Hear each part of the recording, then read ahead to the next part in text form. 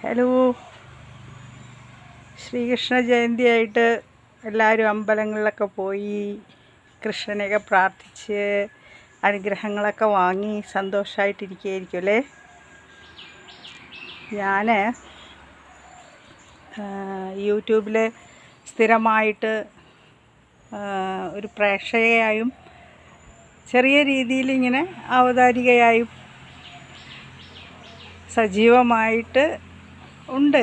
ഈ അടുത്ത കാലത്തൊക്കെ ആയിട്ട് നല്ലൊരു നേരം പോക്കായിട്ട് ഇതിനെ കാണുന്നതോടൊപ്പം വളരെ ഉത്തരവാദിത്തത്തോടു കൂടിയ ഈ ഒരു സമീപനമാണ് ഇതിനോട് പുലർത്തുന്നത്. അപ്പോൾ എഴുത്തിനെ കുറിച്ച് സാഹിത്യത്തിൽ വളരെയധികം താല്പര്യമുള്ള ഒരുപാട് ആളുകൾ സംസാരിക്കുന്നതിനെക്കുറിച്ചൊക്കെ സ്ഥിരമായിട്ട് കേൾക്കും, അതിൽ നിന്ന് കാര്യങ്ങൾ പഠിക്കും. അപ്പോൾ എനിക്ക് മനസ്സിലായ എൻ്റെ അനുഭവങ്ങൾ എനിക്ക് തോന്നുന്നത് കുറച്ച് എഴുതാനൊക്കെ ഇഷ്ടമാണ്. അതിൻ്റെ നിലവാരമൊന്നും ഇന്നുവരെ ഞാൻ ആരോടും ചോദിക്കുകയോ അഭിപ്രായം അന്വേഷിക്കുകയൊന്നും ചെയ്തിട്ടില്ല. എൻ്റെ സ്വന്തം താല്പര്യത്തിന് സന്തോഷത്തിന് വേണ്ടി ഞാൻ എഴുതും. എന്നിട്ട് യൂട്യൂബ് തന്നെയാണ് പ്രധാന മാധ്യമം. ഈ മലർവാക ചാനൽ തന്നെയാണ് അതിൻ്റെ ഒരു സപ്പോർട്ടറും ഒരു പരസ്യ പ്രചാരണം നടത്തി തരുന്നതൊക്കെ. അപ്പോൾ എനിക്ക് പറയാനുള്ളത് എന്താ വെച്ചാൽ,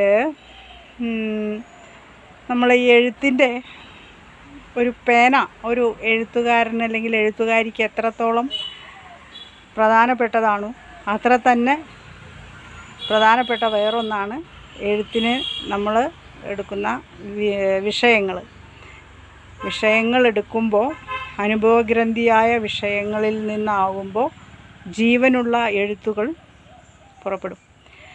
സാങ്കല്പികമായ എഴുത്തുകൾ പലതും നന്നാവാറുണ്ടെങ്കിലും അനുഭവങ്ങളിൽ നിന്നുള്ള എഴുത്തിന് അതിശക്തമായ ചോദനകളുടെ പിൻബലമുണ്ട്, വികാരങ്ങളുടെ കരുത്തുണ്ട്, വായനക്കാരിലേക്ക് അവരുടേതായ അനുഭവം പോലെ ഒഴുകിയിറങ്ങാനുള്ള കഴിവുമുണ്ട്.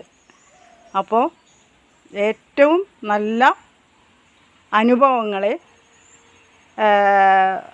അരസികമാകാതെ ചുരുക്കിയോ വിപുലപ്പെടുത്തിയോ ഏത് മാധ്യമത്തിലായാലും ചെറുകഥയായോ നോവലായോ അല്ലെങ്കിൽ ഒരു അനുഭവക്കുറിപ്പായോ നിങ്ങൾ എഴുതുമ്പോൾ അനുവാചകരിൽ അത് നിറയ്ക്കുന്ന ഒരു ചിന്ത, ഒരു സമയം സദുപയോഗം ചെയ്യാനുള്ള, വായനയെ സ്നേഹിക്കാനുള്ള ഒരു ചോദന, അതെല്ലാതും ഈ എഴുതുന്ന ആളുകൾക്ക് സമൂഹത്തോട് ചെയ്യാനുള്ള ഒരു പ്രതിബദ്ധമായ പ്രവൃത്തിയാണ്. അപ്പോൾ അതുകൊണ്ട് എഴുത്തിനോടും വായനയോടും താല്പര്യമുള്ളവരെല്ലാം പലവിധ മാധ്യമങ്ങൾ ഉപയോഗിക്കുന്നതിൻ്റെ കൂടെ ഈ യൂട്യൂബിനെയും ചേർത്ത് നിർത്തുന്നത് നന്നായിരിക്കും. ഇതിൽ തുടങ്ങിയ ആരും തന്നെ വഴിയിൽ വെച്ച് നിർത്തിപ്പോകാതെ ഇതിനെ സന്തോഷത്തോടുകൂടെ കൊണ്ടു നടക്കണം എന്ന് എനിക്കൊരഭിപ്രായവുമുണ്ട്. അപ്പോൾ ശ്രീകൃഷ്ണ ജയന്തിയുടെ ഘോഷയാത്രകളും ശോഭായാത്രകളും ഒക്കെ അടങ്ങുന്ന ചന്തമുള്ള വീഡിയോസും ഭഗവാന്റെ അനുഗ്രഹവുമായി ഒരുപാട് നല്ല വീഡിയോസ് ഇന്ന് ഞാനിതിൽ കാണുമെന്ന പ്രതീക്ഷയോടുകൂടെ ഇന്നത്തേക്ക് ഇത്രയും. ബൈ.